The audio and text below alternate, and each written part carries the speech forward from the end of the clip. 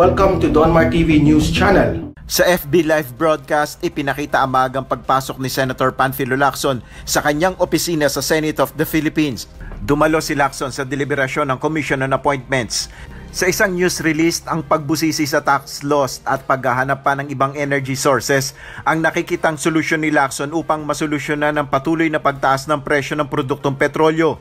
Kabilang sa bubusisiin ng kanyang administrasyon ay ang Tax Reform for Acceleration and Inclusion o TRAIN Law at suspindihin ang ipinataw na dagdag excise tax sa petroleum products. Nais namang isulong ni Manila Mayor Isko Moreno Dumagoso ang pagkakaroon ng bansa ng tinatawag na National Fiber Backbone. Naniniwala si Yorme na ito ang makakatulong para mapalakas ang communication capability ng bansa, gayon din upang mapabilis ang internet connection sa iba't ibang sulok ng bansa. Nagpahayag naman ng suporta si Senator Manny Pacquiao sa inilabas na partial committee report ng Senate Blue Ribbon Committee kaugnay ng isinagawa nitong investigasyon sa umano'y maanumalyang transaksyon ng pamahalaan sa Pharmally Pharmaceutical Corporation, kung saan nakapaloob sa report ang rekomendasyon na kasuhan sina Pangulong Rodrigo Duterte, Health Secretary Francisco Duque III at iba pang dating opisyal. I fully support the report. The Blue Ribbon report, totoo naman lahat ng sinasabi doon ni Senator Gokdo. Lahat naman yan ay dumaan sa investigation.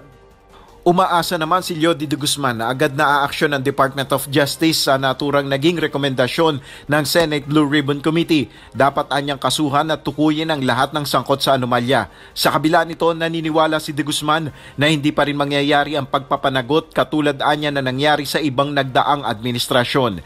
Pinabulaan na naman ni Ferdinand Bongbong Marcos ang kumakalat na ulat na nagkaroon sila ng secret meeting ng Vice Presidential Aspirant at Senate President Vicente Sotto III. Ayon kay Marcos, nananatili ang tiwala at respeto sa pagitan nila ni Mayor Inday. Dagdag pa ni Marcos, fake news rin ang kumakalat na balita na ang kanyang asawang si Liza ay sumusuporta sa Vice Presidential bid ni Sotto. Ayon naman kay SP Sotto, wala siyang ideya sa mga naturang ulat. Siya ay Senate President at ang pagkasangkot niya sa fake news ay hindi umaakma sa kanyang posisyon. Ayon kay Sotto, mas mabuting tantanan na siya sa mga naturang uri ng kontrobersya. Sa kanyang Twitter post, nagpasalamat si Vice President Leni Robredo sa paghahayag ng suporta ng mga dating miyembro ng gabinete, AFP chiefs, diplomats na naglingkod sa ilalim ng administrasyon ni Pangulong Benigno Aquino III.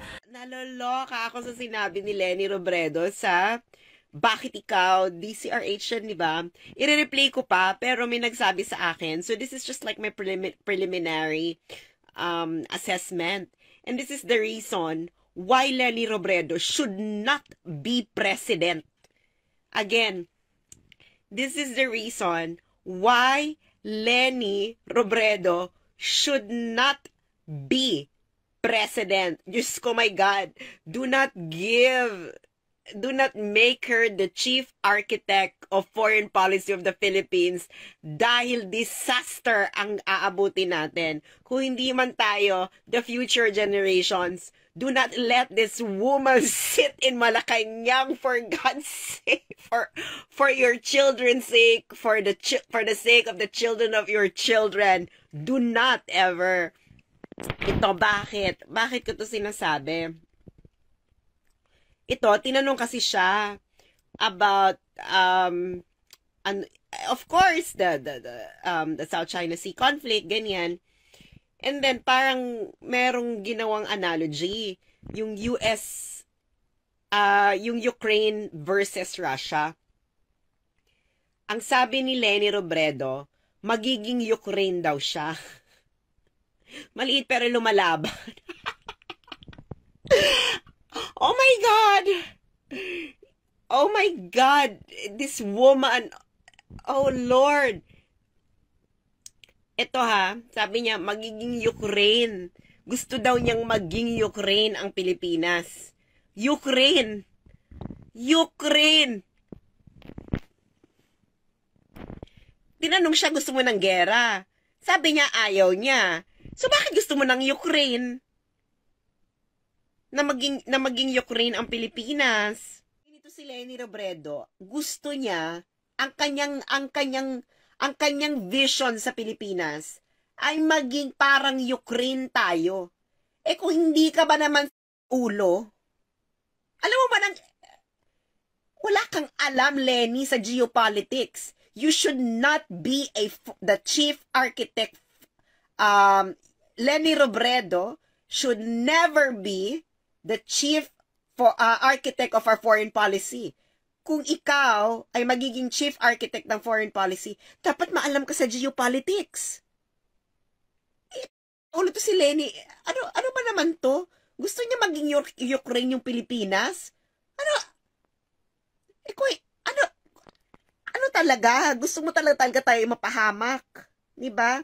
So, tigilan niyo yan. Ito talaga yung sagot dito ni Lenny. This solidify na she doesn't know anything. She doesn't know anything. Pag presidente ka, ang unang-una mong pag-aaralan ay foreign policy. Do you know why? Kasi ikaw ang chief architect niyan. Ikaw ang chief strategist ng foreign policy. You cannot delegate. You cannot delegate that.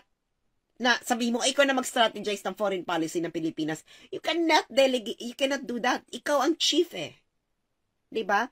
Parang ano rin 'yan, yung commander-in-chief ng defense. Yan ang katumbas niya.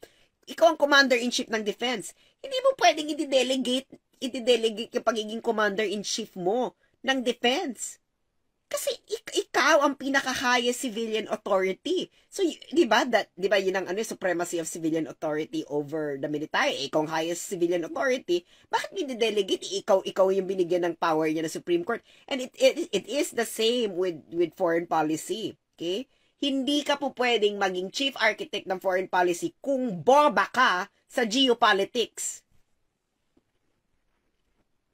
No. So, Lenny Robredo, no. Tigilan mo na yan, Mamshi. Lord Almighty. Ipapahamak nito ang Pilipinas. Gusto niyang maging Ukraine. Ang kanyang inspiration ay Ukraine for the Philippines. Lord Almighty, Lord. Halatang may nagdidikta lang sa kanya at wala talagang alam. Malamang! Or talagang wala talaga siyang alam. Kahit diktahan mo siguro siya ng magandang insight, hindi rin talaga mapaprocess ng utak niya.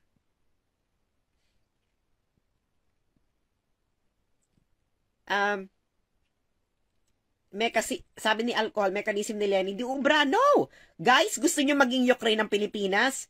Kung gusto nyo maging Ukraine ng Pilipinas, iboto nyo si Lenny Robredo. Kung gusto nyo maging para tayo maging Finland, malamang alam nyo na kung sinong kandidato ang dapat nyong iboto. Duterte made the right decision sa foreign policy ng Pilipinas. Made the right decision. Karamihan sa inyo hindi ito naiintindihan kasi hindi kayo ang magbe-benefit nito. Ang magbe-benefit nito, yung mga apo nyo na. Katulad nyo nangyari sa Finland. Ang nag-benefit talaga, talagang nakadanas ng full benefit nung ginawa ni Kekkonen, yung mga next generation na ng mga Finnish. Ganyan ang mangyayari, 'di ba? Sige, boto niyo si Lenny, maging Ukraine tayo. O, ano ngayon? Ano nang gagawin niyo ngayon kung nagkagulo? Ha? Sa Pilipinas katulad na nangyari sa Ukraine. 'Di ba? So mamili kayo. Malinaw na sa akin ang gusto ni Lenny Robredo. Gusto ni Lenny Robredo ay mapahamak ang Pilipinas. You cannot use Ukraine as a good analogy kung anong gagawin ng Pilipinas. Never. Ang mga taong may alam sa international relations, pag narinig yan si Lenny Robredo, oh my God. Sino bang advisor nito Lenny Robredo? Sa foreign policy, ko ba Hidarian? Gusto mo maging Ukraine ang Pilipinas? Parang Ukraine? Lenny? Yan ba yan? Lord! Sino ba to? Ano pinag-iisip ni Lenny?